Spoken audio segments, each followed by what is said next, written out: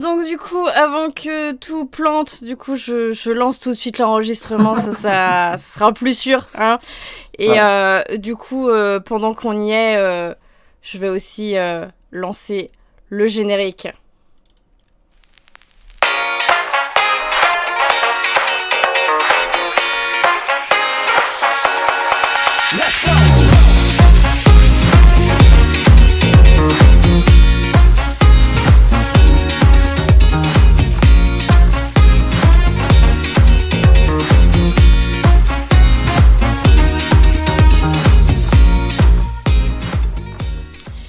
Et bonsoir à tous. Comme vous l'avez remarqué, Monsieur Seri n'est pas avec nous ce soir puisqu'il a décidé de nous faire des infidélités et d'aller participer à un autre podcast. Et en plus, il est malade. Donc du coup, on lui souhaite un bon rétablissement. Mais en plus, il est en PLS, quoi. ouais, en plus, il est en PLS parce que Florian nous a apporté l'information que Try and Error était définitivement annulé. Donc je pense que là, il est en train de se noyer dans de la bière. Ah, j'avais pas vu ça, vous m'apprenez ça comme ça là. Ouais. Bon, bah, au revoir. C'est voilà, mais oui. Et Bon, du bah, coup. J'étais content de faire ce podcast avec vous, au revoir. Mais non, mais reste avec nous, ça va bien se passer. On va t'aider à faire ton deuil. Voilà. Non, je suis triste. Non, Comme mais... ça, vous apprenez ça comme ça, là. Vous avez tué 2 personnes, là. Moi, et je suis sûr qu'il y a une autre personne qui écoutait et qui est décédée. Eh bien, du coup, on va faire une thérapie de groupe. Et du coup... Remarque, tu peux toujours faire ton don, le don de ton corps pour être empaillé à Ispec. Hein. Voilà. Je vais faire ça. Il t'empaillera après ta mort, en fait. Donc, je pense que je vais faire ça. Tu feras un très bel don ultime de fan. C'est ça.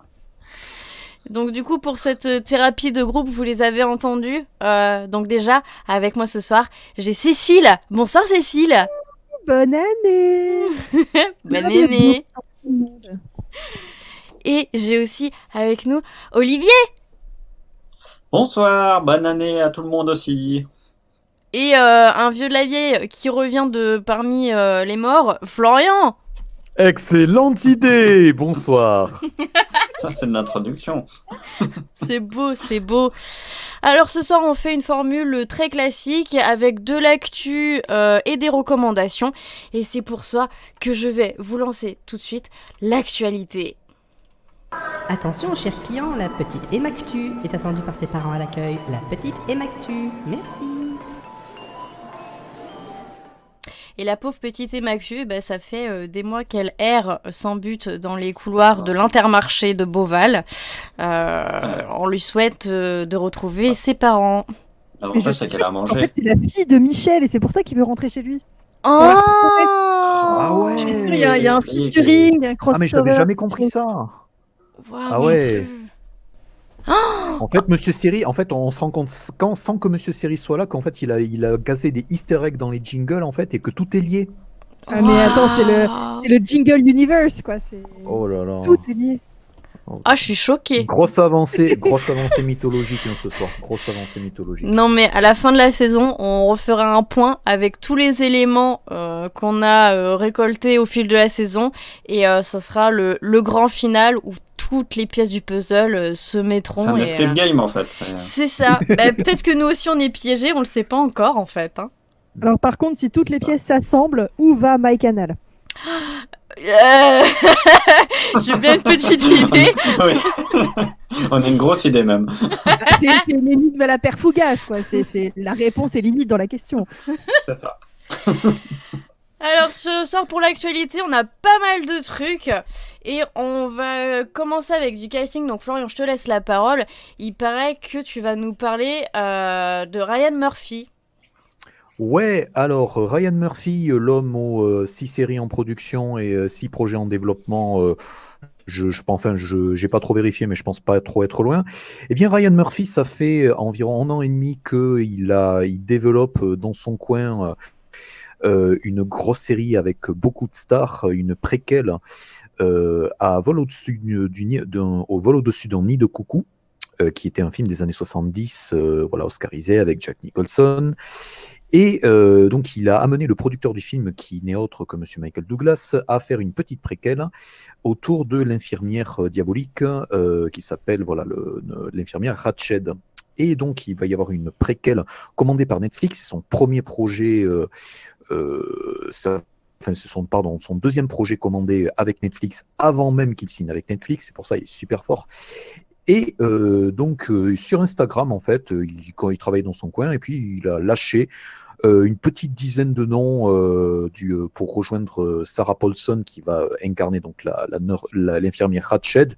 Et donc comme en son habitude, en fait, comme voilà Sarah Paulson sortie de American Horror Story, je pense qu'elle se serait sentie un tout petit peu seule, donc en fait il lui a mis un petit entourage assez sympathique. Donc il y aura Sharon Stone, excusez du peu.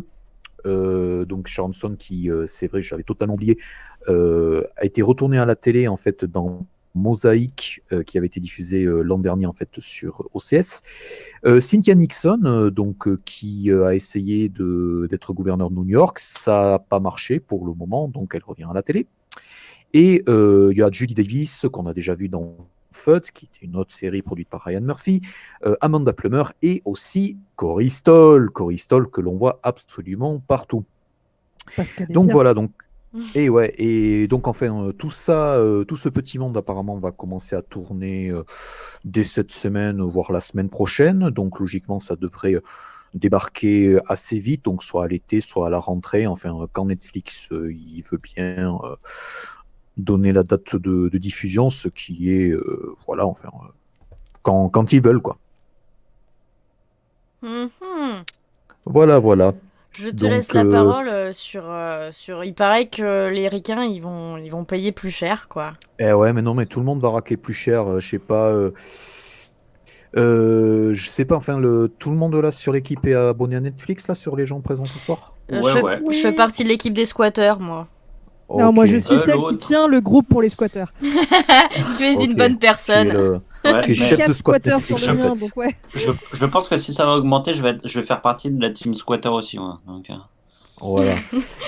Mais en fait, il se trouve que voilà, les gens qui payent les comptes Netflix, figurez-vous qu'ils vont en avoir pour leurs frais, puisque après des années et des années, enfin pas des années, mais au moins des bons mois sans augmentation, en fait, Netflix va augmenter leur abonnement de 1 à 2 dollars aux États-Unis. Et pourquoi je voulais en mais eux, ça parler, va jamais augmenter. c'est-à-dire. Je comprends pas. Ça va jamais augmenter. Nous, on a déjà eu une augmentation de 1 euro il y a pas longtemps. Ah, ben il y a pas longtemps, mais en fait c'était pour faire suivre une augmentation qui était déjà qui était quasiment déjà aux États-Unis. Enfin, il y avait un mouvement en fait déjà qui ça avait déjà augmenté aux États-Unis. En fait, c'était déjà à 10,99 et là ça va passer à 12,99 pour le plan classique en fait HD. Et je pense que ça va être, il est très très possible que ça soit répercuté pour les abonnés internationaux, donc ça augmente de 1 à 2 euros encore. Et tout ça, en fait, je voulais en parler parce que ça montre que, oui, Netflix investit dans absolument tous les projets existants à partir du moment où ça leur plaît, où il y a des stars. Mais c'est surtout que Netflix, ils sont en dette pour financer tout ça. Ils n'arrêtent pas de prolonger la dette auprès des investisseurs. Donc, à un certain moment, il va falloir qu'ils rentabilisent l'affaire. Et forcément, après l'annonce des hausses de tarifs d'abonnement, les actionnaires étaient vachement contents.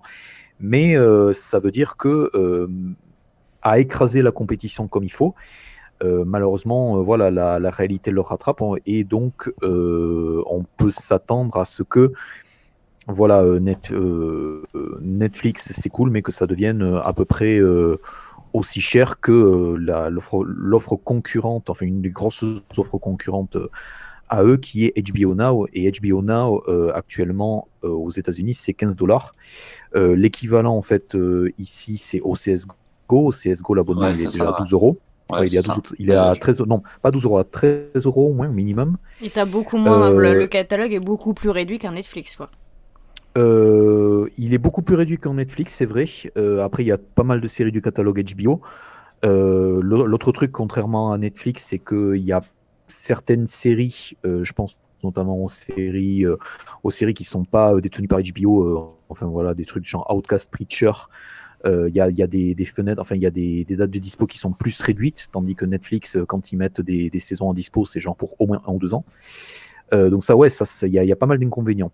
Mais je voulais juste dire ça parce que, voilà, malheureusement, je m'attends à ce que le mouvement suive. Je pense pas que Amazon Prime va forcément augmenter ses prix de disponibilité, puisque voilà, faut rappeler que c'est avec le programme de fidélité Prime qui est déjà super attractif. Ouais, c'est pas le même type de. Voilà. C'est pas le même type d'offre, ouais. Mais voilà. Ok, et on... Bon, bah, t'en as encore d'autres des mauvaises nouvelles comme ça Ouais, ou... voilà, ça fait déjà 2. Ouais, surtout qu'ils augmentent et puis on a de plus en plus d'offres de streaming différentes. Donc à un moment donné, bah, je veux dire, notre portefeuille, il est pas extensible non Ouais, plus. c'est ça. Hein. Il y a un moment donné, il y a Disney qui va arriver, il y a machin, il y a truc. S'ils sont trop tous à 12, 13, au bout d'un moment...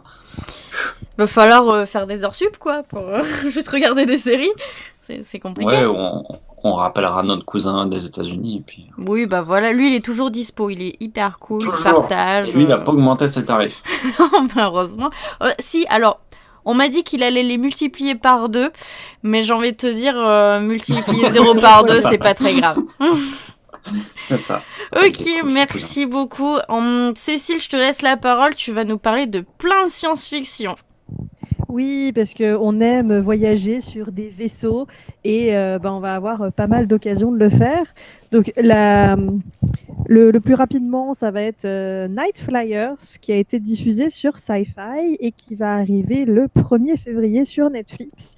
Et alors, Night Flyers, mais qu'est-ce que c'est donc que vous allez me demander? Qu'est-ce que c'est? Mais qu'est-ce que c'est? Exactement. Qu'est-ce que c'est? Eh ben, en fait, c'est une série adaptée d'un roman court d'un mec pas très connu qui s'appelle George R.R. Martin. Qui ça? Ah oui. Jamais entendu parler. Ah, Je crois qu'il a fait un autre bouquin qui a été adapté en série à succès, mais enfin, Bon, un truc qui a pas marché, quoi. Ouais, voilà, un truc qui finit sa saison cette année. Game of Thrones, visiblement, que ça s'appelle. Je sais pas. Je connais pas. Ouais, ça va finir dans l'anonymat, ça. Oh, oui.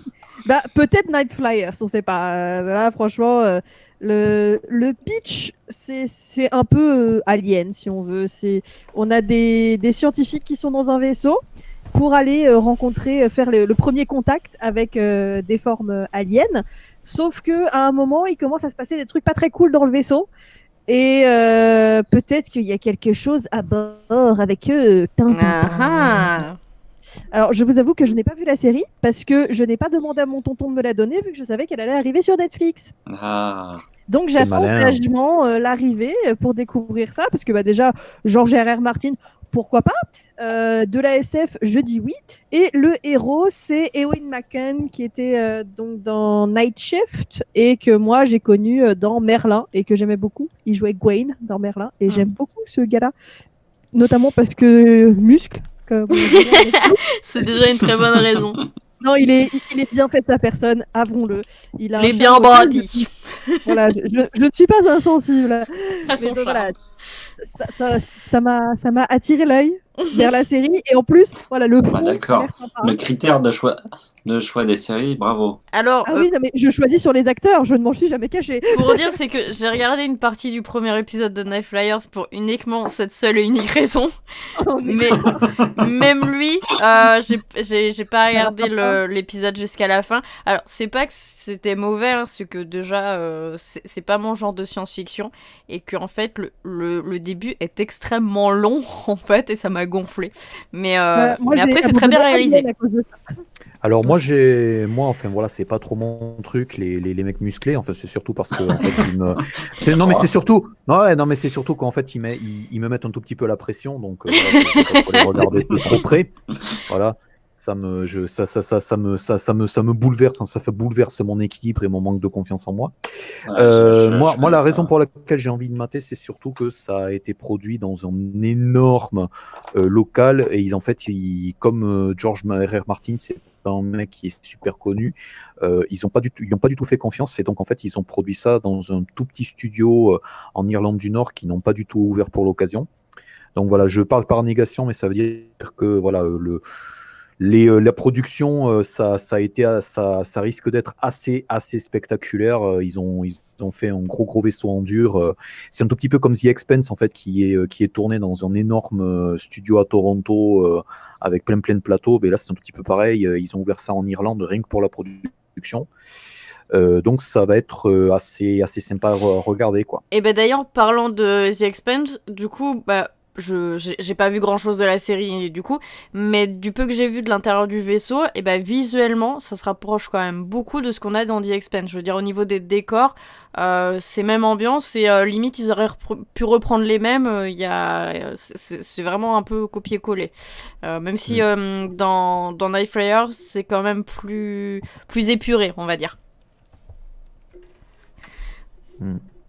Et bon, si vous manquez ensuite de vaisseaux spatiaux et d'aventures, d'opéra, de space opéra, vous aurez la possibilité de rejoindre le capitaine Georgiou, qui est... Quel joli nom.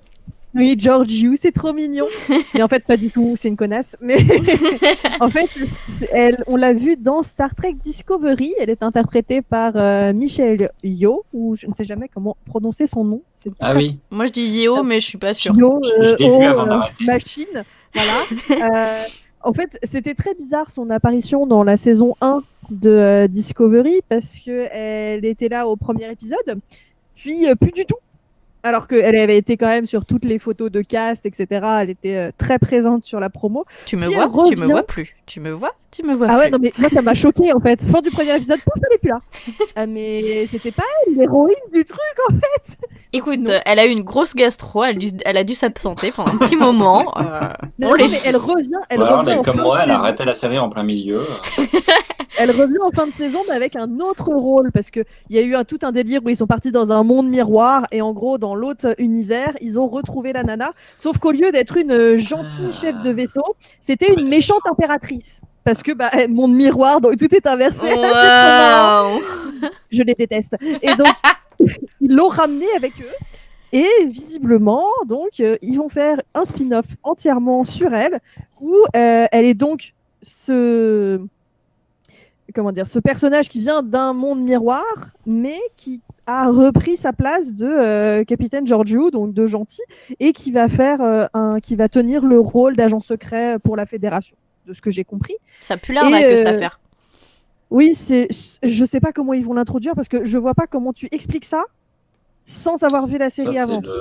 C'est un nom de sextape encore, ça. Mais donc voilà, et visiblement elle apparaît quand même dans la saison 2 de Discovery, qui va débarquer dans pas longtemps sur CBS Access et Netflix. Donc à voir, je vous en dirai plus. Je vais continuer à rager sur Star Trek Discovery régulièrement, donc je suis un peu triste. C'est une nouvelle série où il va falloir que je rage, mais on va tenter. Ça revient quand? Ils ont dit que ça revenait quand, Netflix? C'était le lundi, c'est ça?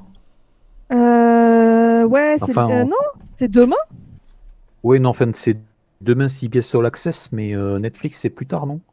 C'est pas en US plus 24? Ça doit être genre vendredi. Non, je crois que c'est genre 2-3 jours après. Attends, ils l'ont dit quand est-ce que ça? Voilà, attends. Star Trek, 18 janvier, donc le vendredi. Ouais, donc t'as raison. US Non, vendredi. Ouais, Vendredi. Bravo. Ouais, raison. Bravo. Ah voilà. Ah oui, youpi, je vais rager à partir de vendredi. C'est le jour du poisson pourri. Ouais. Si vous entendez des cris au fond de la forêt, c'est moi. Tu habites au fond d'une Regarde forêt. Star Trek Discovery. Merci beaucoup Cécile. De mon côté, j'ai 3 petites actus. Donc la première, c'est que Al Pacino va arriver à la télévision. Enfin, si on peut appeler ça la télévision, on va le voir en fait dans une série sur Amazon. Puisque C'est pas la première fois, nananer. Oui, oh là là, Ipinaï. Eh oui. Et donc en fait Amazon il a commandé une première saison de 10 épisodes pour The Hunt. Ça va être une série sur la chasse aux nazis qui va être... La chasse préférée. Après la chasse au lapin, la chasse aux nazis. Une série qui va être produite par le scénariste et réalisateur de Get Out, donc Jordan Peele. Donc Pacino aura le rôle principal, il le partagera la vedette avec Logan Lerman, qui avait déjà été annoncé pour la série. Et pour résumer ce que va être la série en fait, donc The Hunt, on va suivre un groupe de chasseurs de nazis à New York en 1977. On les appelle donc du coup les Hunters, les chasseurs forcément. Et donc ils ont découvert que des centaines de hauts responsables nazis vivent parmi nous, donc c'est la version petit reptilien nazi en fait. Et qu'il conspire en vue de créer un 4e Reich aux États-Unis. Donc voilà, petite dystopie, tout ça, on est bien. Et donc on va suivre cette équipe de chasseurs qui vont essayer de faire tomber les projets des nazis. Voilà. Et donc Al Pacino va jouer un des rôles principaux. Il va jouer un des chasseurs nazis qui va guider donc Lorman, qui va incarner un mec qui s'appelle Jonah Adelbaum, qui va voir sa grand-mère assassinée dans leur appartement par, devinez qui ? Un nazi. Voilà. Voilà, ça c'était pour Al Pacino. Donc moi j'aime beaucoup Al Pacino, donc je suis très contente. La deuxième petite news, c'est que je sais pas si vous avez vu la première saison de Homecoming sur Amazon. Pas moi, Olivier. Non, pas du tout. C'est très mal parce que Homecoming c'est vachement bien et ça se C'est regarde avec très Julia rapidement. Roberts. Ouais, Julia Roberts, c'est une saison de je sais plus combien d'épisodes, mais chaque épisode, 10 épisodes qui dure 30 minutes, donc ça se regarde hyper rapidement. C'est hyper bien fait, c'est hyper bien réalisé. Bon, on en a déjà parlé dans le podcast, je reviens pas dessus, mais c'était vachement bien. Et donc la série, elle avait été commandée directement pour 2 saisons. Et donc Amazon a annoncé aujourd'hui que Julia Roberts ne reviendrait pas dans la saison 2, puisque en fait elle avait un contrat uniquement de 1 an qui n'a pas été renouvelé. Parce que en fait elle est pas prévue dans la saison 2. Donc je vais pas spoiler. Oui, elle est pas prévue. Voilà. Elle est trop chère, quoi. Enfin, avouons. Des grands guillemets. Oui, j'ai fait des guillemets, mais on les a pas vus. C'était à C'est- l'audio, ça passait pas. C'est le problème du podcast, c'est pas très visuel. Mais voilà, en fait, je vais pas spoiler. Cécile, mais, enfin, on peut faire des guillemets audio. En fait, Cécile, elle peut faire des guillemets. Et en fait, plutôt que de faire les guillemets, elle fait les guillemets avec les doigts. Et en fait, après, t'as le son clonk-clonk de Law and Order, en fait. c'est Donc, ça. Oh, je vais demander à Fred la prochaine fois de nous mettre le bruitage. Juste pour toi, Cécile. Oh, pour moi. Et donc du coup elle ne sera pas là, mais je ne spoile pas la série puisque en fait à la fin de la saison 1 il y a une scène, une post-credit scene où en fait ça ouvre vers la 2e saison et on comprend bien que de toute façon ça partait pas vraiment sur son histoire à elle. Donc je vous raconte pas ce qu'on y voit. Pendu par les tripes, ça donne pas envie. Et quand il y a un petit peu de vent, ça se balance. Donc voilà, donc c'est un peu dommage parce que j'aime bien Julia Roberts, mais par contre on ne sait pas du reste du casting qui était là en saison 1, on ne sait pas qui revient. Et donc moi je croise tous mes petits doigts et mes petits orteils pour que Bobby Cannavale revienne parce que c'est mon petit chouchou et que je l'aime beaucoup d'amour en fait. Et qu'en ce moment il est partout dans toutes les séries, mais toujours plus de Bobby Cannavale n'est jamais trop de Bobby Cannavale. Voilà. On est d'accord. C'était ma petite déclaration d'amour. Et beaucoup Alors, d'amour par ce rapport à soir. Monsieur Muscle de tout à l'heure, on en Non, est où, là mieux, clairement mieux. Ah ouais, ah, d'accord. c'est Il y a c'est plus pas le que même du genre. muscle, il y a quelque chose derrière, tu vois. Ah ouais, Il y a c'est des ça. choses à agripper, tu vois. C'est pas le même genre. Non, Eoin McCann, c'est vraiment que pour sa gueule. Hein. C'est pas un très bon acteur. Hein. On le sait. Non, mais d'ailleurs, tu vois, il a qu'une seule qualité pour en être là où il en est. Hein. C'est pas. Voilà. Bah, le mec a fait des pubs. Voilà, c'est pas pour ses qualités d'acteur. S'il a fait des pubs pour les rasoirs et tout, enfin voilà. C'est parce que il est en topless devant la glace. C'est pour ça, on le sait. Voilà, on lui demande pas de parler à un moment donné. On s'en fout. Vraiment, on s'en fout. Alors, dernière petite news. Alors là, on va pas parler muscles, on va parler de Steve Carell. C'est pas le même genre. Ouais. Ah, mon Dieu. Ah là, le niveau fantasme, là, il vient de grimper d'un Chaud, D'accord. là. Mmh. Ça a été annoncé dans la journée. En fait, Netflix a commandé une nouvelle série qui s'appelle Space Force. Et en fait, ça va être une sitcom avec Steve Carell et qui l'a co-créé avec je ne sais plus qui, avec Greg Daniels. Voilà, donc le producteur exécutif de The Office. Donc on reprend toute l'équipe. Oui. Et en fait, ça va être une sitcom et une workplace comédie où en fait Il y a des personnes qui sont chargées de créer une nouvelle branche des forces armées pour défendre tout l'univers. Sauf que, bah, comme dans The La Office... Terre des menaces, non, la Terre des menaces spatiales, en fait, c'est l'idée.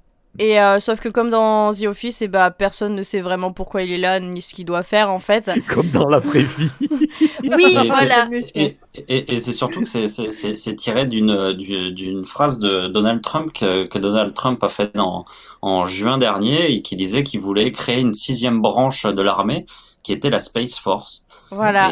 Et donc ils en ont fait une série. Et ils en ont fait une série. Et je pense qu'effectivement, dans la vraie vie, ça devrait ressembler un peu à ça. Les mecs qui doivent, je pense qu'ils seront dans l'espace en train de se dire mais pourquoi on est là, quoi. C'est ça. Ça va être génial parce que ça a été annoncé en juin, mais pour l'instant il n'y a pas de plan dans la vraie vie enfin il n'y a pas eu de nomination, il n'y a pas eu de vraie création de département Space Force c'est tel dommage. quel. Donc non mais ce qui va être génial, c'est que la série va être en production, elle va être diffusée. Avant que le truc existe, quoi. Non, même peut-être en même temps que le département va se construire, quoi. Donc en fait, ils vont quelque part, ils ont devancé le plan com de la vraie Space Force, quoi. Mais le pire, c'est que je pense que la série ne pourra jamais aller aussi loin que tout ce qui peut se passer dans la vraie vie, en fait. C'est clair. Que tout ce qui peut se passer dans la tête de Donald Trump. C'est ce que disent les créateurs de South Park, quoi. Ils disent que de toute façon, ils parleront jamais de Trump parce que la réalité est tellement folle qu'ils arriveront jamais à faire aussi fort, quoi. Donc, en tous les cas, donc Netflix a publié donc on peut pas appeler ça une bande-annonce, mais le petit teaser d'annoncement. Il y a pas d'image de la série ou quoi, mais je vous conseille d'aller le voir parce qu'ils ont mis des petites vannes dedans et c'est rigolo. Ouais, c'est drôle.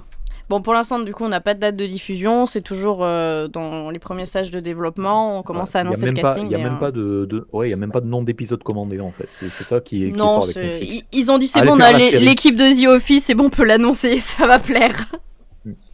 Ouais, parce que The Office, je crois que c'est une des séries les plus regardées du catalogue de Je crois même que c'est la plus regardée tout je court. crois que c'est la plus regardée tout court.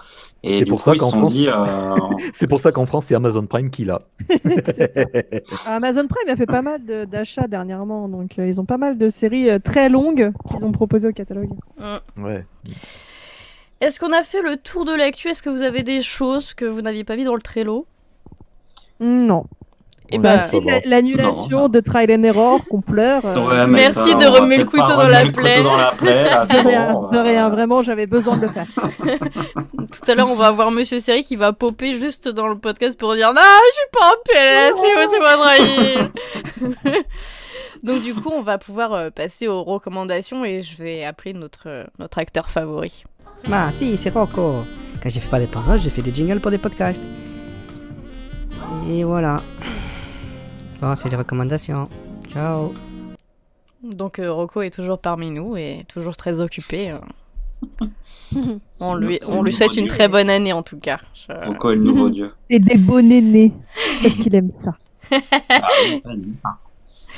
Eh bien Florian, je te laisse la parole, tu as ajouté beaucoup de choses et je te laisse commencer avec une série que moi j'ai beaucoup aimé, Project Blue Book. Eh bien, écoute, on va discuter de ça d'abord. Je m'attendais pas à ce que j'ai la parole, mais on va y aller. Je t'ai prise en traître, voilà, je l'ai surpris. Tu aimes bien la prise en traître. C'est beau. Rocco aussi, il aime bien. Oui. Un coup de couteau, en fait, voilà. Un coup de couteau dans le cœur, dans le dos. Oh là là, dans le cœur, mais depuis le dos. C'est un très gros couteau. Voilà, c'est ça. Alors, Project Blue Book, Kezako, eh bien, c'est une série, la nouvelle série de History Channel qui est produite par Robert Zemeckis, fameux réalisateur de Retour vers le futur et d'autres super films. Et Forrest Gump. Et Forrest Gump et tellement d'autres super films, qui a aussi produit le beaucoup moins bon Manifeste pour NBC. Et oui, c'est lui qui le fait avec sa compagnie Compari. On peut pas être bon partout, j'ai envie de te dire. Voilà, désolé Cécile, hein, j'aime pas. Je souffre, toutes les semaines je souffre. J'ai trigger Cécile en fait avec la mention de Manifeste. Eh bien, Project Blue Book, c'est donc pour History Channel, c'est une série de science-fiction qui produit et qui a été créé par David O'Leary et Sean Jablonski, qui est filmé au Canada, comme à peu près la majorité des séries actuelles, qui ne sont pas Plan-Cœur. Et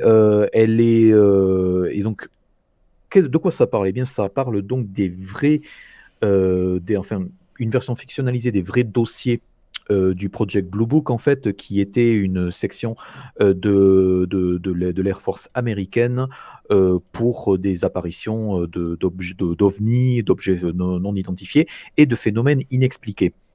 Elle met en scène donc un vrai personnage donc qui a été embauché donc par l'armée de l'air américaine, qui s'appelle Joseph Allen Hynek, et dans la série c'est Aidan Gillen donc que l'on connaît pour deux petites séries HBO avec deux petits personnages, à savoir le maire Carcetti dans The Wire et Littlefinger dans Le Trône de Fer. De toute façon, ça n'a jamais Le truc marché. de R.R. Martin de tout à l'heure, là. De Rolls-Royce même. Martin, Personne connaît. exactement, tout à fait le même, tu vois, tout est lié. Et qui y a-t-il d'autre donc pour lui donner la réplique, on a un monsieur qui s'appelle Michael Malarkey, donc qui est le capitaine Michael Quinn, qui lui est un second qui est un tout petit peu chargé de le surveiller et de l'épauler dans les enquêtes paranormales. Et on a un autre acteur très très très connu, un vieux routier des séries, Monsieur Neil McDonough, qui joue le général James Harding, qui, on va dire, a ouvert ce Project Blue Book. Et comme dans toute série paranormale qui se respecte, donc est le représentant du gouvernement qui a tout à cacher, y compris donc aux héros de la série. Et donc, qu'est-ce que ça donne dans les faits? Eh bien, moi, j'ai pas trop aimé l'épisode pilote. Le deuxième a été diffusé hier soir aux États-Unis. En gros, le premier épisode parle d'un mystérieux crash d'avion donc dans une petite ville. Donc le pilote de l'avion en réchappe, sauf que il prétend avoir vu des lumières dans le ciel qui ont fait tomber son engin. Donc le gros avantage, comme c'est alors ça n'est pas réalisé par Zemeckis, c'est réalisé par Robert Stromberg, mais les reconstitutions en fait du combat aérien sont, on va dire, plus vraies que nature, sont même très très impressionnantes pour de la télévision. Surtout là, pour History. Surtout pour du History Channel, ça c'est clair que on voit que les progrès des effets spéciaux peuvent voilà faire ce genre de scène sur un budget assez limité. Donc ça donne un premier acte qui est quand même assez impressionnant. Mais une fois que c'est fait, on a une présentation d'un Joseph Allen Hynek, donc Aidan Gillen, on va dire assez convenu, d'une vie de famille assez convenue, avec une petite femme qui déménage avec lui donc pour faire partie, pour l'épauler, pour faire partie un tout petit peu de sa vie, alors qu'il est donc engagé par l'armée de l'air. Il y a une histoire avec sa femme, avec quelques scènes qui sont très très anecdotiques et qui présentent, on va dire, pas son rôle et sa caractérisation sous le meilleur des jours. Donc voilà, en gros, je vais faire du shopping. Ça s'arrête à peu près là. Donc c'est pas terrible lorsqu'on est le seul personnage féminin un tout petit peu de consistante de la série. La deuxième partie de l'épisode, c'est un tout petit peu enfoncé dans les clichés ufologistes et conspirationnistes. Donc forcément, Joseph Allen Hynek, comme c'est encore un civil qui ne sait pas encore tout des phénomènes inexpliqués, se fait trousser par des individus en noir dans des voitures noires. Donc de quoi peut-il retourner, on ne sait pas. Il va trouver des films mystérieux, donc avec des voix un tout petit peu alarmantes. Et c'est à peu près là que s'arrête le début de commencement de mythologie de la série, donc il n'y a pas grand-chose à se mettre sous la dent, et ce qu'il y a à se mettre sous la dent, c'est quand même assez cliché. Donc voilà, je vais continuer à regarder la série parce que je suis tout à fait client des séries ufologistes et des phénomènes inexpliqués. Donc c'est quelque chose qui est très très années 90 dans le principe. Malheureusement, c'est quand même un tout petit peu ça se traîne un tout petit peu en longueur dès le départ, donc j'en attends un tout petit peu moins que ce que je pensais. Bah moi, Alors, enfin, je suis totalement d'accord avec toi, mais je suis hyper bon client pour ce genre de série, en fait. Donc, ouais, je pense que c'est ça, ils nous tiennent par les sentiments, en mais fait. c'est ça, c'est que ça vole pas haut. Tout ce qu'on y voit, bah, c'est du déjà vu, hein, le fameux homme dans l'ombre avec son chapeau et avec le brouillard en arrière-plan. C'est Le hyper général cliché. qui sait tout, mais qui ne dit rien, C'est bon. ça, non mais tout est attendu en fait, mais c'est du cliché bien fait en fait. C'est bien enrobé, et donc du coup, Ah, si c'est les si t'en petits- attends pas plus, c'est cool. Ben, le truc, c'est que c'est, enfin, du coup, le problème, c'est que c'est assez peu recommandable étant donné on a des centaines de séries, des centaines de séries, des dizaines de séries qui arrivent rien que pour janvier et février, quoi. Donc, Bah c'est ça. ouais, enfin, c'est une section reco, mais moi, je serais pas, j'ai envie de recommander aux gens qui sont bons clients et qui aiment ce genre de série. Mais pour une série avec Aidan Gillen qui débarque voilà, de son rôle le plus connu, avec des scènes mémorables, donc avec Game of Thrones. Bon, c'est clair que le père Nick Maldonoff, il débarque des mauvaises saisons de Arrow. Donc en même temps, je pense que c'est un tout petit peu une évolution positive pour lui, quoi. Mais ceci étant dit, c'est pas non plus, ça te casse pas trois pattes à un canard, quoi. Non, voilà, c'est pas la série que tu conseilles à quelqu'un qui veut une belle série, mais pour quelqu'un Ah qui ben veut... surtout, vu le pédigré des acteurs et vu le pédigré du fait que c'est vraiment basé sur des vraies personnes et un vrai projet et voilà et qui c'est censé quand même donner un semblant de véracité dans comment l'armée de l'air a traité les ovnis et les enquêtes sur les phénomènes inexpliqués, donc Ouais, juste après la guerre froide. pour la véracité, on repassera, je pense, hein, parce que Ouais, ouais, pour non mais l'instant, bon. c'est mal barré. Mais par contre, il y a Michael Malarkey qui fait une très belle vitrine, hein, je bave devant. Par contre, comme il y a de toute façon Neil Décidément, McDonough dedans, pas possible. comme il y a Neil McDonough dedans, de toute façon, ça va être annulé au bout d'une saison. Hein. C'est le chat noir, lui. Hein. Il passe, tout le monde trépasse. Hein. Mm. Merci je- beaucoup. Il paraît aussi que tu as regardé un certain spin-off. Alors oui, alors là pour le coup, je vais avoir besoin de votre aide parce que du coup, j'étais pas du tout au courant avant l'enregistrement. Qui a regardé beaucoup d'épisodes de The Goldbergs. Eh ben, pas moi. Non, Pas pas moi. moi. T'auras Bon, aucune Bon, aide. ben, alors, bon, Je pense que si Bienvenue. Monsieur Seri avait été là, il t'aurait aidé, mais là, non. voilà, On- bon, ben voilà, désolé à Monsieur Seri. Alors moi non plus, j'ai pas maté énormément d'épisodes de The Goldbergs, dont j'ai découvert qu'ils en sont quand même à la 6e saison sur ABC. C'est fou, ça. Ouais, ils sont à 6 saisons, c'est quand même dingue. Donc il était plus que temps de lancer un spin-off, donc qu'ils ont fait, qui se passe dans les années 90. Et donc ça a été diffusé la semaine dernière sur ABC. Ça s'appelle Schooled, et donc ça reprend donc le destin de la fille Goldberg, enfin pas de la fille Goldberg, d'une personnage secondaire de la série qui s'appelle Lainey Lewis, qui est incarnée par AJ Michalka. Et donc l'idée c'est que donc Lainey Lewis va se retrouver à être professeur dans un lycée en 1994, et c'est à peu près le principe de la série. Est-ce qu'il en fallait beaucoup plus pour The Goldbergs pour fonctionner? Non. Donc les mêmes producteurs, donc qui sont Adam Goldberg, se sont dit que bon, on va pas trop forcer niveau principe. Donc on se retrouve avec donc Lainey Lewis en professeur et un vieux routier de la comédie US. J'ai nommé Tim Meadows, donc de SNL et de beaucoup d'autres séries en principal. Donc qu'est-ce que j'en ai pensé? Alors, étant donné que je suis pas trop client des références années 90 à outrance, forcément, j'ai pas trop été client des tartines qui ont été mises dans le pilote de Skuld.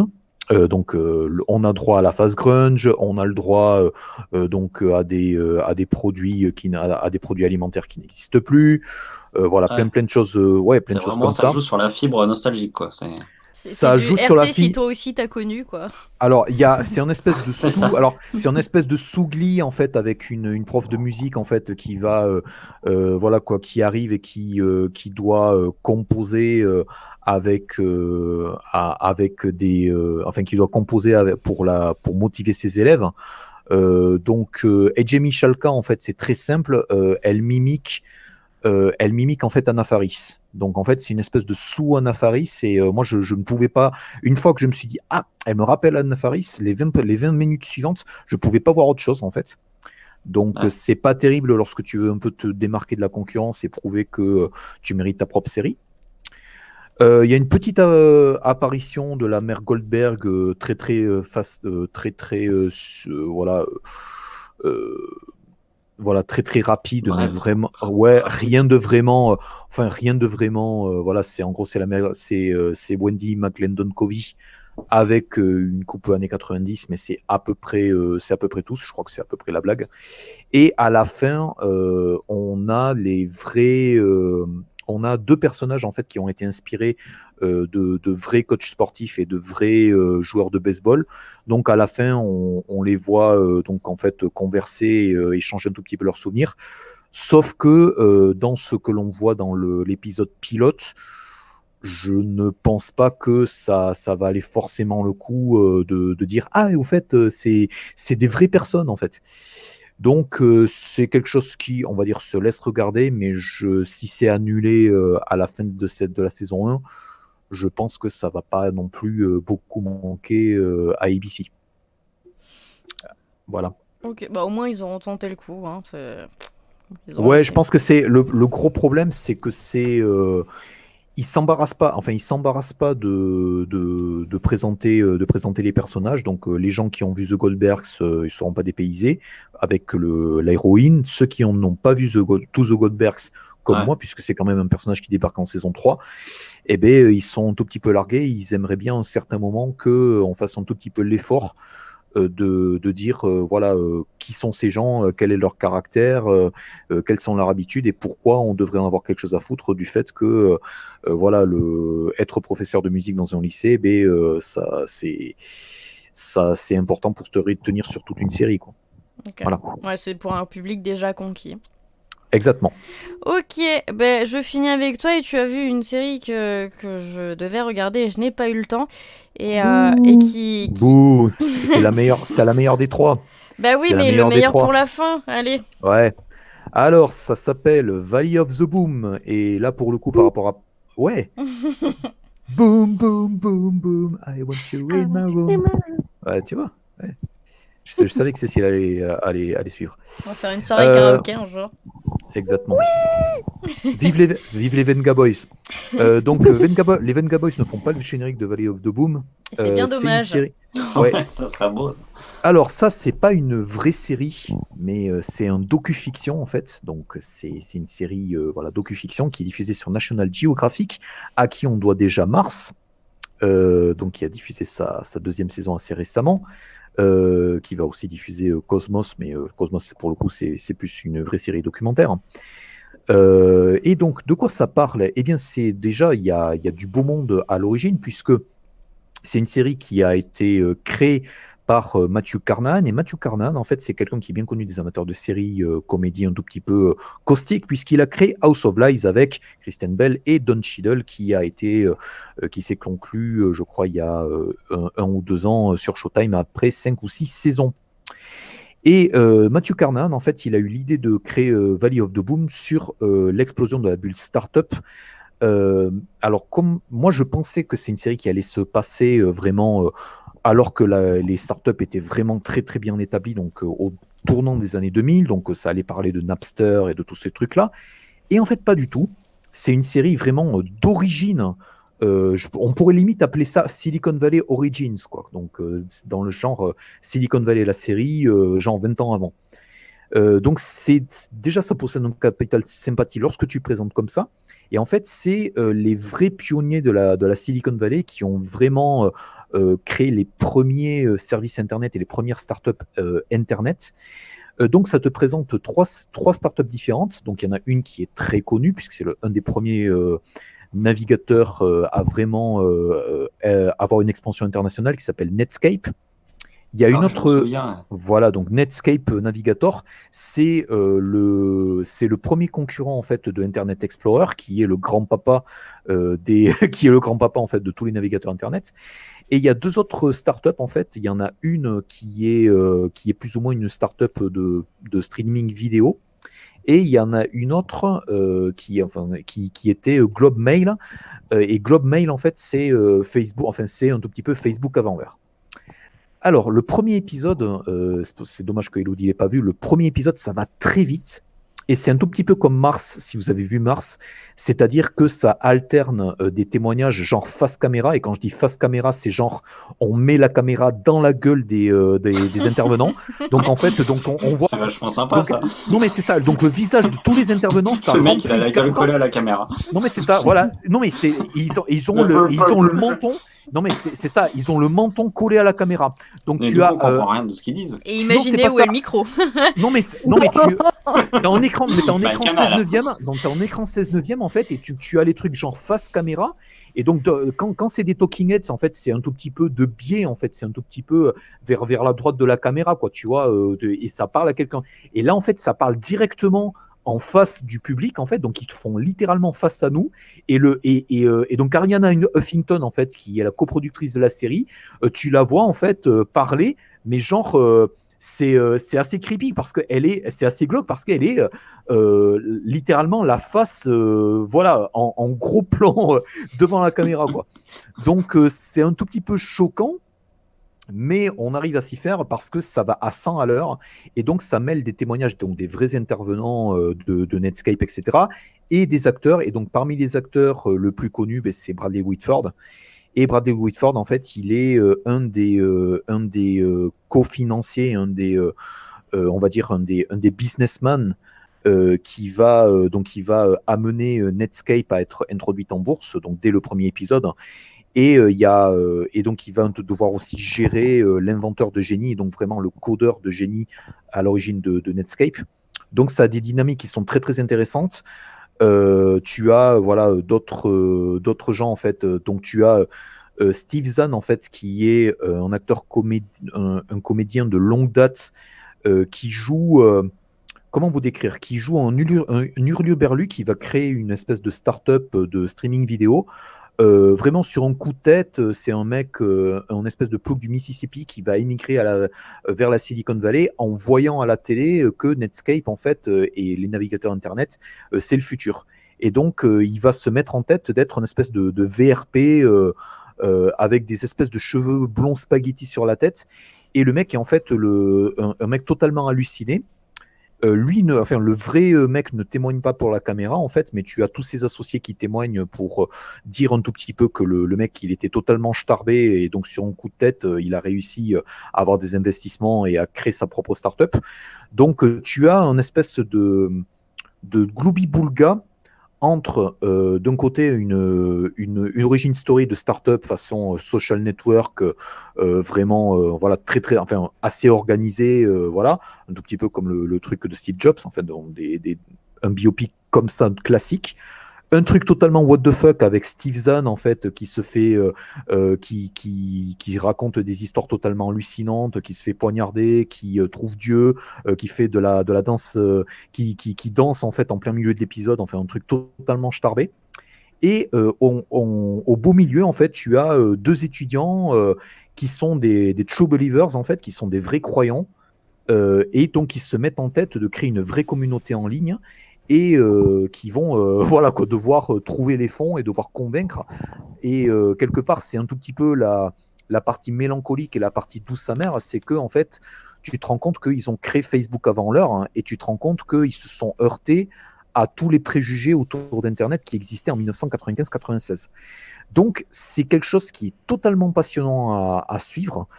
C'est une série qui ne fait que 6 épisodes. Les 6 épisodes ils sont déjà dispo à la demande, donc ils sont déjà disponibles voilà, chez les cousins américains.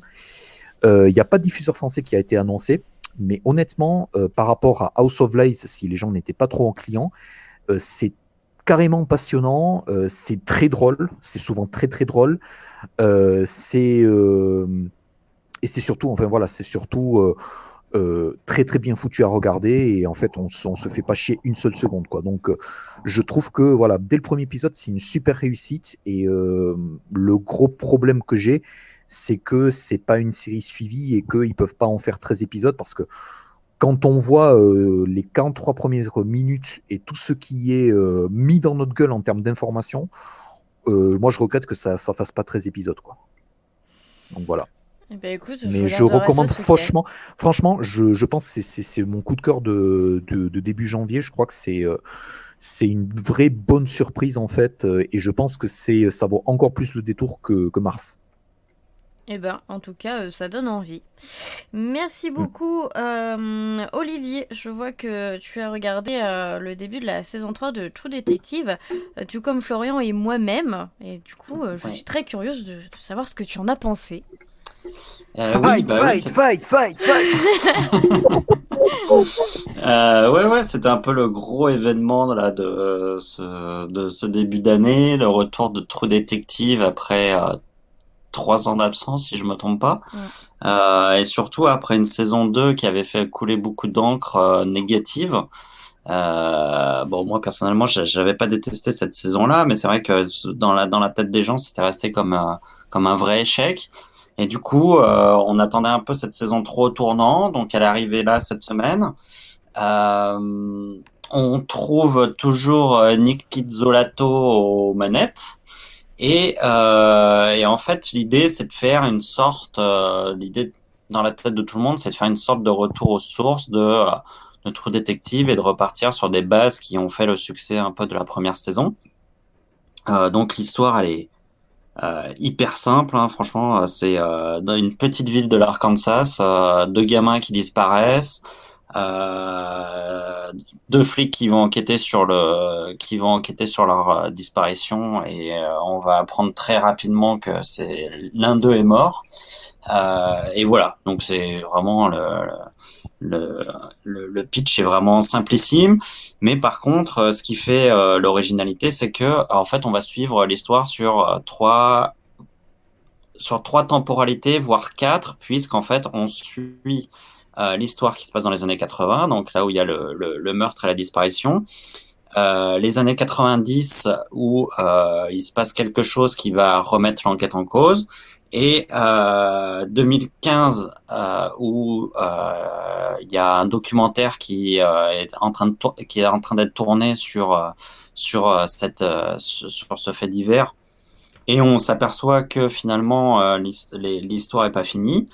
Mais il y a aussi, on en parle moins, mais ça reste quand même une temporalité à prendre en compte. La femme du flic a écrit un bouquin donc entre 90 et 2015 sur cette histoire.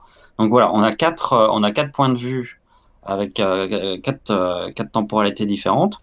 Donc c'est ce qui fait un peu l'intérêt, parce que finalement des séries où il y a des gamins qui disparaissent puis on enquête sur leur disparition. Bon, ça, on en a vu 30 000. Donc voilà. Donc voilà. L'idée, j'entends beaucoup de gens qui disent que l'idée, c'est de repartir sur les bases, qu'on retrouve les bases de la saison 1, machin. Alors, moi, effectivement, il y a quelque chose de la saison 1, mais je suis pas tout à fait d'accord avec l'analyse qui est faite, parce qu'en fait, il y a quand même de sacrées différences avec la saison 1. Et notamment, je pense que l'atmosphère, même si ça se passe dans une petite ville au fin fond des États-Unis, n'est pas tout à fait la même. On parle de poisseux, mais quand même la saison 1 en termes de glow qui était quand même 100 fois plus 100 fois plus importante. C'était beaucoup plus visuel déjà. Ouais, là on est dans ce qu'on a déjà vu en fait. On est clairement de l'Arkansas. Il y a plein de séries dès qu'on veut foutre des gens, dès qu'on veut voir des pecnos, on fout les gens dans l'Arkansas ou dans le Montana ou dans le machin. La particularité de la saison 1, c'est que c'était dans le bayou. C'était une ambiance qu'on a moins l'habitude de voir. Il y avait la moiteur, il y avait là ça se ressent moins. Par contre, je trouve que c'est beaucoup plus humain que la saison 1. Il y a notamment on s'attache assez rapidement au flic principal qui est joué par, alors je vais prendre ma respiration, Mahershala Ali. Mahershala, ouais, et c'est exactement ce que j'ai dit. Non, Qu'est-ce que je dit d'abord? Qu'on a pu voir, qui a eu l'Oscar, je crois, pour Moon Knight, qui était exceptionnel dans Moon Knight, et qui là, crève l'écran, clairement.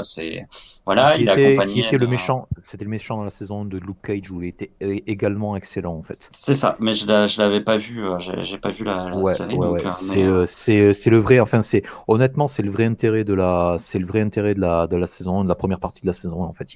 Il électrifie un tout petit peu le. Non mais je te le dis, il est. Ouais. C'est ça, et puis je trouve qu'il ramène une dimension humaine qu'il n'y avait pas forcément notamment avec son histoire d'amour qu'on voit poindre assez rapidement dans le premier épisode. Voilà, c'est une dimension humaine qui avait quand même beaucoup moins dans la saison 1 où il y avait quand même deux flics qui étaient il y en avait un qui était complètement taré, qu'on n'avait pas vraiment envie d'aimer, un autre qui était un peu fade. Alors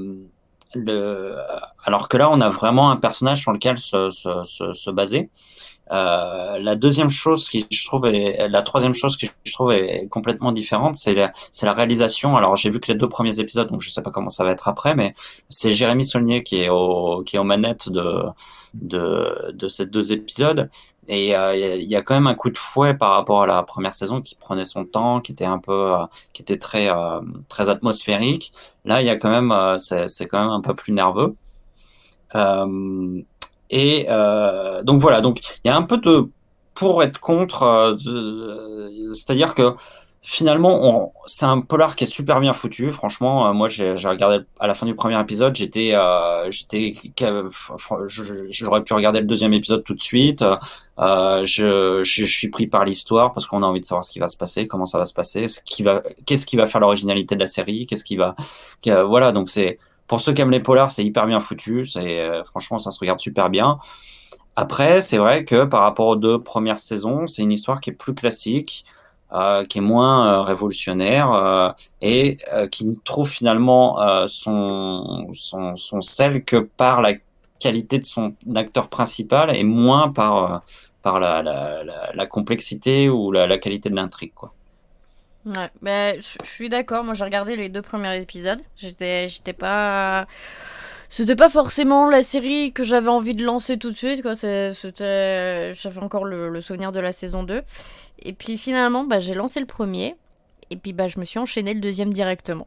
Ouais, c'est ça, c'est addictif, quoi. Ouais. C'est vraiment addictif. Et ça marche bien. Et puis c'est vachement bien filmé.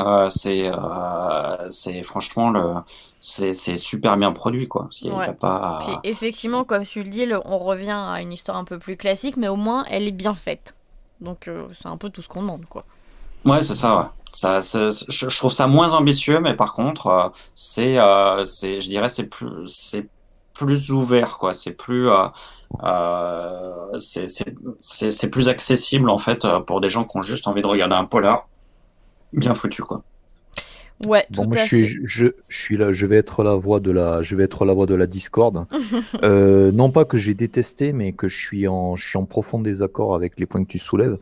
Déjà, Woody Harrelson dans la saison 1, je sais pas pourquoi tu dis qu'il était fade. En fait, je pense que Par rapport à l'autre, hein, je dis par rapport à Matthew McConaughey, il est plus. Non, mais enfin, il est fade. Si tu dis qu'il est fade dans le sens où il est pas taré, oui, ok, mais. Non, mais en fait, ça jouait sur le côté, sur l'ambivalence entre les deux, sur le un qui est complètement dingue et puis l'autre qui est plus en retrait, quoi, plus. Ouais, qui est plus passif. Mais enfin, je veux dire, Harrelson, enfin, un mec du Caribe d'Harrelson, moi, je dis, enfin, je fais la remarque spécifiquement parce que Steven Dorff, malheureusement, j'ai pu voir qu'un seul épisode et pas le deuxième, hein, mais enfin, Ouais, je suis d'accord. Il est un peu en retrait sur ce premier épisode. Il commence à prendre un peu d'épaisseur dans le deuxième. On le Ouais. voit un peu plus. Et visiblement, alors parce que nous on l'a rencontré là à l'approche d'OCS et donc il explique justement qu'en fait il va prendre beaucoup d'importance dans la suite puisque alors que le personnage qui est joué par Mahershala Ali va un peu plonger à cause de cette histoire, le personnage de Stephen Dorff lui au contraire va monter un peu dans la hiérarchie et va prendre du coup il va prendre un peu plus d'importance dans le futur en fait. Donc, mais déjà dans le deuxième, il prend un peu plus d'importance. Mais je suis d'accord, il est en retrait par rapport à l'autre. Alors après, moi, le truc où je suis en profond désaccord, c'est que malheureusement, là, sur l'heure, malheureusement, je me suis fait chier et enfin, c'est pas je me suis fait chier, je me suis pas ennuyé, mais j'ai vraiment pas senti la nervosité que tu décris. Enfin, ça prend autant le temps. Enfin, moi, j'ai un très bon souvenir du tout premier épisode de True Detective parce que c'était ça détonnait totalement dans ce qu'on avait l'habitude de voir. Et Oui, il y mais a, en il y a fait, quand même une structure. Enfin, il y a quand même une structure qui est parallèle. Après, enfin, donc il y a oui, mais justement, avec une enquête, avec un mec qui je se trompe, trouve quoi. qu'il y a une vraie différence entre les deux saisons, quoi. Enfin, en fait, moi, c'était surtout en réaction à tout ce que je lis en ce moment et qui disait, voilà, on revient aux bases de la saison 1, machin, alors que justement, non, on revient pas. Il y a une vraie différence entre le premier épisode de cette saison 3 et les premiers épisodes de la saison 1, quoi.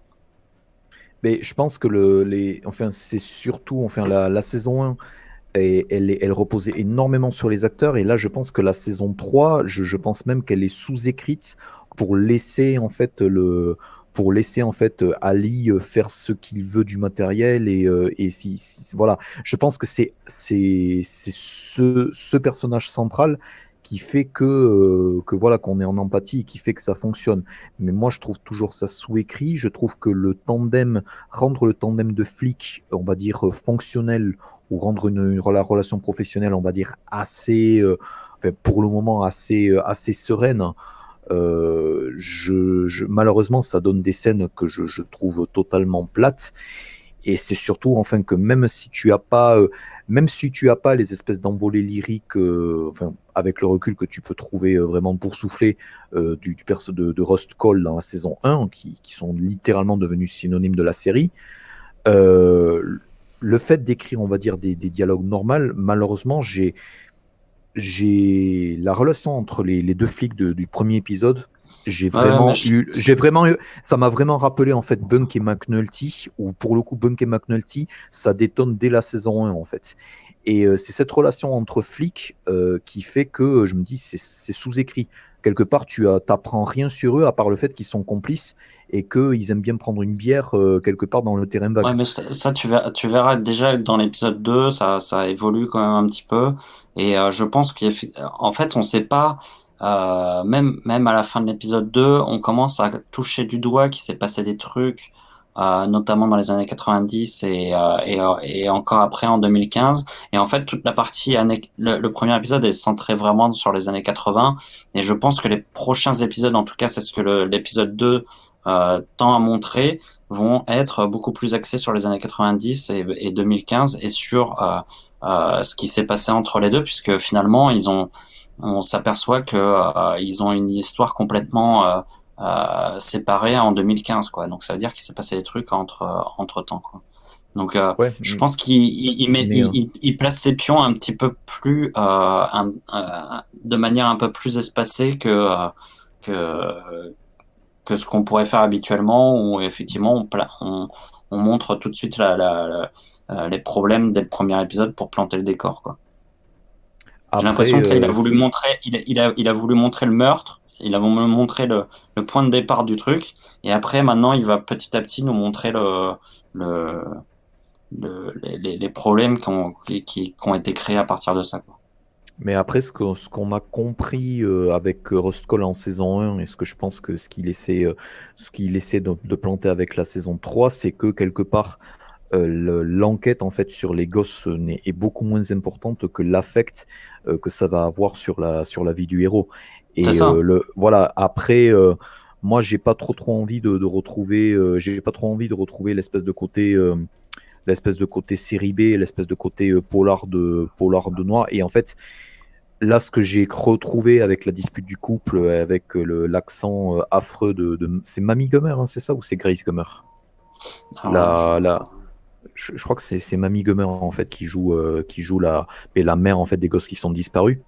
Et justement avec cette dispute de couple, je me suis dit Pizzolato en fait, il adore ses flics, mais il déteste ses personnages de plouc. Et tu sens cette espèce d'accumulation de clichés, cette espèce d'accumulation de voilà quoi. Enfin, t'as l'impression que t'as l'impression que c'est des personnages qui sont tout droit sortis de Shameless, mais qui sont écrits par des gens qui ont aucune empathie pour eux. Cette espèce de côté white trash américaine, tu vois ce que je veux dire un peu? ouais, mais justement, moi, c'est ce qui m'avait énervé un peu dans Escape Ouais. at Dannemora, où je trouvais qu'ils en faisaient des caisses pour faire pour passer pour des pecnos, alors que y a pas besoin de. Mais moi, si tu veux, enfin, au-delà, le truc, la différence avec Arquette et le truc de Guardian Prison dans Escape at Dannemora, c'est que oui, elle est genre 100% hillbilly et tout, mais elle va pas, enfin, je sais pas, elle va pas se comporter comme un personnage de Rosanne, ou elle va pas, je sais pas, faire voler les pièces en éclats ou ce genre de truc. C'est un arc qui est quand même assez, enfin, c'est un destin qui est quand même assez contenu avec ces deux prisonniers. Mais là, dès que j'ai vu le coup de la dispute de couple dans le premier épisode, je me suis dit, voilà, on va rencontrer des espèces de galeries de personnages où en fait, il va les sous-écrire en fait juste pour en dire le moins possible sur l'enquête, quoi. Tu vois ce que je veux dire? Ouais, ouais. Donc moi, Moi, honnêtement, je suis pas entièrement convaincu, quoi. Moi, je suis pas entièrement convaincu non plus, hein. C'est vraiment, j'attends de voir comment l'histoire va évoluer. C'est ce que je dis en fait, c'est que finalement, on a un truc hyper classique qu'on a déjà vu plein de fois, mais qui malgré tout est bien foutu. Donc du coup, on Ouais, est c'est la pris par temporalité en l'histoire. fait. C'est la temporalité et le puzzle en fait Ouais, c'est ça, qui font que tu accroches. et puis on verra, parce qu'effectivement, si ça continue que là-dessus sur 8 épisodes, peut-être qu'au bout d'un moment, au bout du quatrième, j'en aurais marre, toi. Mais Ouais. pour l'instant, au bout de deux, ça va encore, quoi. Donc, Mais le truc c'est que le truc c'est que les deux, enfin pour moi les deux doivent se tenir si tu veux. La saison 1, il y avait quand même une espèce de mythologie sudiste en fait, enfin une mais je espèce pense de qu'il faut, mythologie le problème, qui c'est, était quand même prenante parce que ça donnait lieu à des non, scènes qui étaient mais vraiment terrifiantes. je pense que la saison 1 est un chef-d'œuvre et je pense en fait, il faut qu'on arrête de comparer les deux, quoi. Il faut on peut pas, c'est quelque chose qui sera pas reproductible et voilà, donc il faut essayer de voir cette saison-là par le prisme de l'histoire qu'on nous propose, et pas via Ouais, je trouve que c'est impossible et je vais dire pourquoi. C'est que Pizzolato, en fait, j'ai vraiment l'impression qu'il est incapable d'écrire d'autres choses dans le cadre de cette série que des flics hantés par leur enquête, en fait. J'ai Ah oui, vraiment mais l'impression, non, mais ça, True Detective, voilà, c'est des flics qui oui, sont hantés mais par les crimes contre l'humanité affreux. Et, oui. et quelque part, il force, c'est ça, et c'est quelque part, il force Non, mais pas, forcément, sa comparaison, tu c'est vois. le but de la série, mais à côté de ça, c'est des histoires différentes, c'est des époques différentes, et puis le problème, c'est que c'est toujours pareil, quoi. C'est quand tu fais n'importe quel réalisateur qui fait son chef-d'œuvre en premier film, bah après, toute sa vie, on compare tous ses films avec son premier film, et ça tient pas la route. Enfin, souvent, ça tient pas la route. Donc c'est compliqué. Mais je pense que si en fait cette première saison n'existait pas, on serait en train de dire que c'est un polar honnête, bien foutu, quoi. Ouais. Sans plus. En tout cas, donc, nous devrons juger sur la suite. Ouais. On en parlera à la Ouais, fin de la saison. Cécile, je vais essayer de le prononcer du mieux que je peux. Tu as donc regardé C'est pas facile. Ouais. Les Misérables. Yeah, Les Misérables avec Jean Valjean. On dit les Misérables ou les Miserables? Les Maze. Non, parce qu'ils essayent. Ils font quand même beaucoup d'efforts pour le français. Après, le titre est écrit, il n'est pas prononcé, donc c'est pour ça. Mais donc pourquoi cet accent pourri sur Les Misérables? Eh bien, tout simplement parce que c'est une nouvelle adaptation que nous offre la BBC en une mini-série de 6 épisodes. Mais qu'est-ce que c'est que Les Misérables? Mais Mais quelle est cette qui connaît histoire ça? que personne Mais ne connaît? C'est ça. Qui a pondu ça? Eh C'est ben- George R.R. Martin. Eh ben non, ce que je voulais dire, c'est pas Georges-R.R. Martin, C'est notre George R.R. Martin français. c'est ça, de l'ancien temps, un certain Victor Hugo, Les mêmes cheveux, franchement. adapté de la nouvelle du même nom, hein, la nouvelle, les romans. C'est pas une nouvelle, hein. Je les ai C'est tous pour lus, ça. c'est pas Non, une parce nouvelle. que en fait, j'étais en mode anglais dans ma tête et tu dis novel et novel en français c'est pas Excuse. nouvelle, au contraire c'est roman. Donc oui, la série de romans. Et donc, eh bien, que dire à part que les costumes ils sont jolis, que les acteurs ils sont vachement bien. Donc pour resituer un peu, on a donc Dominic West en Jean Valjean, on a pu voir dans The Affair et The Wire bien sûr. Déjà, c'est bizarre comme phrase. Dominic West qui joue Jean Valjean. Non mais tout est très bizarre. Lily Collins joue Fantine et quelqu'un que j'aime beaucoup, Olivia Colman et Madame Thénardier. Alors que pour moi, Olivia Colman, c'est vraiment quelqu'un de tout mignon, tout gentil. Mais oui, Et elle aurait on la dû voit faire être Fantine, en fait. une grosse biatch en Madame Thénardier. Elle est magique. Franchement, magistrale, je m'y attendais pas. Par contre, dès la première scène, c'est extrêmement perturbant parce que donc Les Misérables s'ouvrent sur une scène de la bataille de Waterloo. Donc les Anglais contre les Français et Monsieur Thénardier sauve le père de Marius. Et donc le père de Marius se demande mais qui a gagné? Et il fait non mais ce sont les Anglais. Malheureusement, je suis un bon Français comme vous. Mais évidemment, tout ça en anglais avec un accent à couper au couteau terrible. Et là, c'est I'm a French guy like you. What? Donc j'ai une bipolarité dans mon cerveau quand je regarde Les Misérables, surtout que toutes les voix en fond de la série sont en français. Donc tous les et du personnages vrai secondaires, français, pas du oui, français vrai d'anglais. français, tous les gens qui gueulent derrière, sur les marchés, dans le bagne, etc. Tous les personnages secondaires qu'on entend derrière parlent français. Mais Ouais. tous les personnages principaux parlent anglais avec un accent anglais. Limite, je horrible. pense que ça m'aurait moins perturbé si ça avait été aux US avec un accent moins prononcé. Ça m'aurait peut-être moins perturbé, mais là c'est terrible. Vraiment, c'est clair. c'est très très bizarre de voir Un un bel truc. accent anglais, quoi, le truc. Bah, c'est ça, tout est français, c'est fait pour que tu te sentes bien dans un truc français, mais c'est pas du tout français. Et Jean Valjean, Fantine, Cosette, et tous ces En fait, noms-là. faut le regarder en VF, quoi. Mais je pense limite qu'on y gagne en regardant en français, c'est peut-être moins perturbant. Pour une fois. Et deuxième chose qui m'a perturbée, alors je suis désolée, je ne suis pas colorblind. Il y a des personnages qui sont black, notamment Javert et Gavroche. Et Ah oui. par rapport au contexte historique, Ouais, c'est. Javert qui c'est frappe osé, les ouais. gens dans le bagne parce qu'il est chef, je sais pas. Alors après, j'aime beaucoup l'idée, hein, mais moi, ça me fait bizarre. Là, c'est marrant, il est pas du tout décrit comme ça dans le livre. Voilà, c'est ça. Tu vois, Ouais. on peut faire ça dans l'espace comme vous voulez, mais dans les trucs historiques, j'ai du mal. Ouais, c'est compliqué. On s'y habitue. Ça m'a juste fait bizarre au premier épisode. Après, on s'y habitue. Et c'est pareil, Monsieur Thénardier est joué par un Paki. C'est pareil. On voit avec Olivia Colman qui est quand Les même. fameux paquis du Marais. Oui, Adil Akhtar, que je ne connais pas, qui visiblement était dans Utopia, The Night Manager.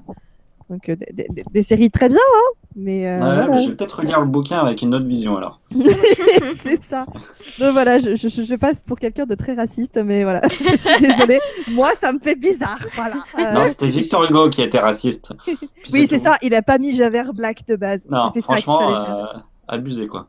Fallait être Oh là là. progressiste. Et bon, quand même, je tenais à saluer la prestation de Lily Collins, qui est très bien dans la décadence de Fantine, qui part de la jeune fille très, très jolie, très belle, et qui, pour essayer de donner la meilleure vie possible à sa fille, tombe dans une décadence terrible. Et franchement, elle le joue très, très, très, très bien. J'ai beaucoup aimé. Et je me suis gardée de vous rappeler l'histoire des Misérables parce que je me dis que vous avez tous bouffé le bouquin, vu des adaptations, vu le musical. Et là, ça ne chante pas. Hein. Non, Vu la Navac. on- Dans la on va série, se ça tenir. chante pas. Non, non. On va Mais essayer donc, de garder voilà, nos oreilles. Mais bon, pour les peut-être plus jeunes auditeurs qui n'auraient pas subi Les Misérables, en gros, on suit trois grands personnages. On va avoir Jean Valjean, qui est un bagnard qui va, en sortant du bagne, va gagner en prestance, va devenir maire d'une ville, mais son passé de bagnard va le rattraper. Il va croiser la vie de Fantine, qui, elle, est une mère célibataire qui a confié son enfant aux Thénardier, qui sont très très méchants, et qui va tout faire pour gagner de l'argent pour leur envoyer et pour que sa fille pour subvenir aux besoins de sa fille. Sauf que ça marche pas très bien. Et donc après, on verra, parce que là pour l'instant il y a 3 épisodes qui ont été diffusés et Cosette est encore enfant, mais ensuite on va voir donc Cosette, la fille de Fantine, grandir avec sous la houlette de Jean Valjean. De Jean Valjean. Et évidemment Jean Valjean est poursuivi par un grand méchant qui est Javert, qui est donc noir. Si vous n'avez pas compris, il est noir. En tout cas, peut-être que ça peut être une bonne porte d'entrée pour ceux qui n'ont jamais entendu parler des Misérables, si tant est qu'il y en a encore. Oui, c'est ça. Bah, surtout qu'en 6 Si c'est bien épisodes, je fait, pense que c'est une bonne façon. Moi, oui. je trouve ça pas mal. Après, je suis pas une grande, Après, c'est sûr que si grande ça leur donne passionnée envie des de le Misérables. lire, ça va leur faire un choc, quoi. Ça va être... C'est pas le même genre, quoi, pas le même rendu. Non, mais voilà, j'ai pas vu, par exemple, j'ai pas vu le film qu'il y a eu récemment avec Hugh Jackman, Non, je crois le qu'il veut la nuit musical pas le et voir, tout. hein. Non, ouais, J'ai bon. pas vu tout ça. Mais là, non, franchement, j'aime beaucoup les séries historiques que nous propose la BBC. Donc voilà, je suis à nouveau enchantée et je suis ça avec plaisir. Très bien. Eh bien, de mon côté, je vais vous parler d'une série qui officiellement n'est pas encore diffusée. Ah bah bravo. Enfin, Comment t'as fait alors? non, mais je m'explique. En fait, je vais vous parler de Black Monday. Et en fait, c'est une nouvelle série Showtime. Officiellement, elle débutera le 20 janvier. Mais Showtime, il est un peu sympa et il a diffusé en avance le pilote, en fait. C'est le préquel de Black Friday ou... C'est ce que j'allais dire, tu confonds avec le Black Friday. Vraiment, c'est pas ça qu'on dit. Bientôt sur tous vos écrans. Donc en fait c'est une série qui est créée par Jordan Kahn et David Caspe qui ont travaillé ensemble notamment sur Marry Me. Et pour la petite histoire, donc en fait la série elle nous fait remonter au 19 octobre 1987 que du coup on a appelé le Black Monday et qui était le pire krach boursier dans l'histoire de Wall Street. Et la série vous dit en préambule que jusqu'à aujourd'hui personne ne sait qui ou quoi l'a causé. Mais ça, c'était jusqu'à maintenant. Puisque, en fait, la série, elle va plus ou moins inventer la raison pour laquelle on a eu un krach boursier. Et donc, dans ce premier épisode, on va suivre Andrew Reynolds, qui était dans Girls, qui va jouer le rôle de Blair Pfaff. C'est un nom de merde. Voilà, Pfaff. Pfaff. C'est une onomatopée, en fait. C'est pas plus. C'est un jeune financier qui vient tout juste de créer un algorithme qui permet de prévoir les mouvements boursiers et donc de s'en mettre plein les fouilles. Et il doit se rendre à Wall Street pour passer un entretien pour vendre notamment son algorithme. Et c'est là qu'il va rencontrer Don Cheadle, on en revient toujours à lui, qui va incarner Maurice Monroe. C'est un mania hyper puissant qui a sa petite boîte où il investit un petit peu dans tout, et il est totalement sous coke, et il est hyper actif, et il fait peur à tout le monde en fait. Et sauf que suite à un malencontreux accident, et c'est là qu'on met les guillemets toum-toum de Cécile, en fait, donc Don Cheadle, il va pourrir la carrière de Pfaff. Non, mais ce nom. Alors, son nom, c'est vraiment un running gag pendant la série. Hein.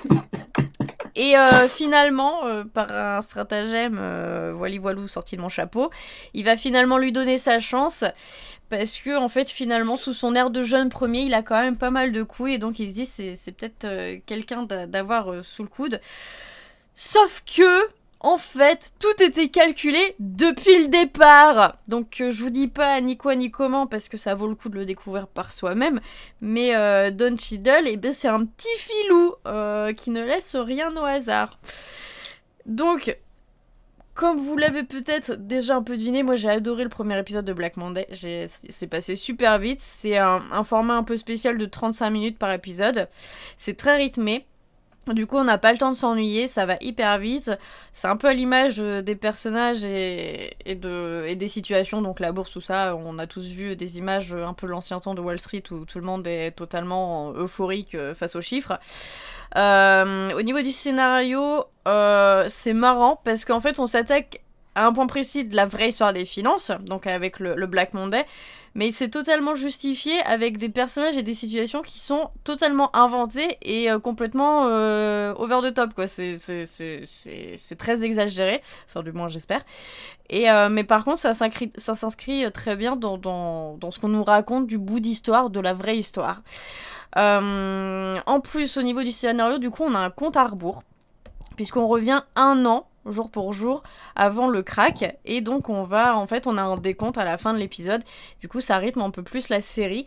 Et le petit plus, donc du coup, c'est ce petit twist final qui montre que tout est calculé à l'avance, et ça, pareil, je vous en dis rien, hein, parce que je veux pas vous spoiler. Mais du coup, c'est une série avec que des onomatopées entre crack et... Ouais, et je vais même t'en donner un autre, puisque en fait, Monroe, donc, c'est un personnage qui est hyper intéressant, qui est intelligent, qui est calculateur, et on va nous le présenter au départ comme juste un businessman qui est complètement sous coke et qui roule du coup en limbo. Alors la limbo, c'est la contraction de Lamborghini et de limousine. Donc vous pourrez voir une magnifique limousine Lamborghini qui est totalement dégueulasse, hein, c'est moche, et qui aura une durée de vie très limitée. Mais du coup, ça permet de faire le contraste entre le personnage qui est complètement farfelu et finalement, quand on rentre dans le scénario, on se dit que quand même il en a dans la caboche et que rien n'est laissé au hasard. En plus de lui, on va avoir un cast avec plein de personnages qu'on a vus un peu partout dans les séries et qui sont très talentueux. On a par exemple Regina Hall qu'on a vu dans Insecure. On a Paul Scheer qu'on a vu dans Fresh Off the Boat et qui n'en fait plus partie mais qui est absolument désopilant. Et qui là a une magnifique coiffure, petite bouclette de mouton frisé qui est absolument magnifique. Et donc on a aussi Eugene Cordero qu'on a vu dans The Good Place ou dans I'm Sorry qui est aussi excellent. Et ils ont tous en fait des personnages hyper remplis, enfin ils sont tous formidables, il n'y en a pas un qui est laissé de côté.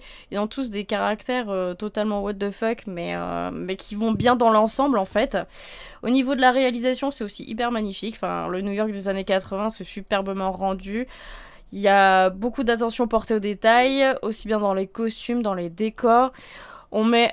Alors, c'est un peu easter eggs, mais on met vachement l'accent sur ce qui révolutionnait son époque. Alors, le début du premier épisode, c'est un peu... regardez comment c'était à cette époque-là, avec les premiers téléphones portables qui font la taille d'une mallette. Regardez comment on vivait à cette époque-là. Et on va vous montrer tout ce qui faisait le Wall Street de cette époque, avec forcément... l'opulence, la démesure, l'impression que ça s'arrêtera jamais, et finalement on vous montre aussi la déchéance de ce à quoi ça a conduit, une vie j'ai perdu mon mot, une vie d'excès quoi. De débauche. De débauche, voilà. Et donc, y a la... En fait, l'épisode, il comprend tout. Il comprend, voilà, tes petites thunes, qu'est-ce que tu fais avec ton argent ? C'est, tu te payes une limbo, visiblement. Et puis, finalement, tu finis l'épisode à fêter ton anniversaire tout seul en mettant une bougie sur un burrito, quoi.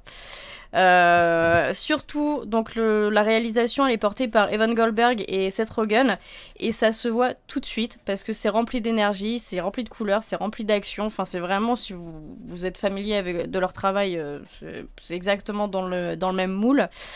Par contre, je vous conseille du coup de prendre une bonbonne d'oxygène, puisque vous n'aurez pas le temps de respirer pendant cet épisode, mais vous allez vous rattraper puisque la BO est absolument géniale. Vous allez bouger votre boule devant cet épisode. Voilà. Ouais. Donc je vous la recommande totalement. Et me semble-t-il que nous arrivons à la fin de ce programme. Je crois qu'il est temps de rendre l'antenne.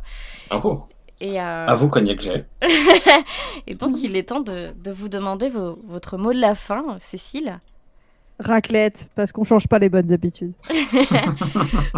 Olivier, Et j'ai pas encore mangé de raclette en 2019, ça ne va pas du tout. faut changer ça. Non. Olivier, ton mot de la fin. Boum, boum, boum. Florian. Ah, moi, Cointreau parce que c'est en allié inattendu. Et Point pour- trop d'infos. Oh là là. Oh, bien joué. Elle était Et gratuite. c'est transformé. Ah ouais, c'est transformé. Et pour ma part, je vous donnerai, alors c'est pas qu'un seul mot, mais Bird of Prey, c'est une superbe bière que j'ai bu tout à l'heure. Et si vous avez l'occasion de la goûter, goûtez, elle est très bonne. Je pense qu'elle va être mieux que le film en fait. Oui, ah bah alors là, largement, oui, je pense. Très jolie en tout cas. Très jolie, très bonne. Eh bien, c'est le moment où je fais la petite promo. Donc, suivez-nous sur Facebook, Twitter, Instagram. Mettez des étoiles ou sur Mettez votre... des pouces. Voilà, sur... Mettez sur... des étoiles dans nos têtes en fait. Voilà, C'est des janvier, étoiles, c'est pas des moche. pouces. Alors, les pouces, ça dépend où, Des- mais J'ai voilà. rien Bah, Et canal. voilà. Et n'hésitez pas à commenter, envoyez-nous des messages d'amour, moins de haine. Oui. Et du coup, Plus d'attente en Si 2019. vous avez de la haine, gardez-la pour vous et puis allez voilà. aux toilettes. Mangez là. En tout cas, on vous souhaite une très bonne journée, une très bonne soirée, un très bon podcast et surtout un très... Bon Joey. Bonne journée. Et Bonne du coup, journée. moi, je mets du David Bowie parce que flûte. Et du coup, on est obligé de parler par-dessus parce que sinon, Monsieur Seri va se faire striker. Du coup, bon Bowie. Bon Bowie. Bon oui. Bon Bowie. Ça sonne bien, bon Bowie. Voilà. Bon Bowie. Les mains dans le cambouis. C'est mieux Mais que pas- Paf. hein. Mais pas les mains dans le Bowie, parce que il est peut-être pas d'accord, le consentement c'est important. Allez, des bisous.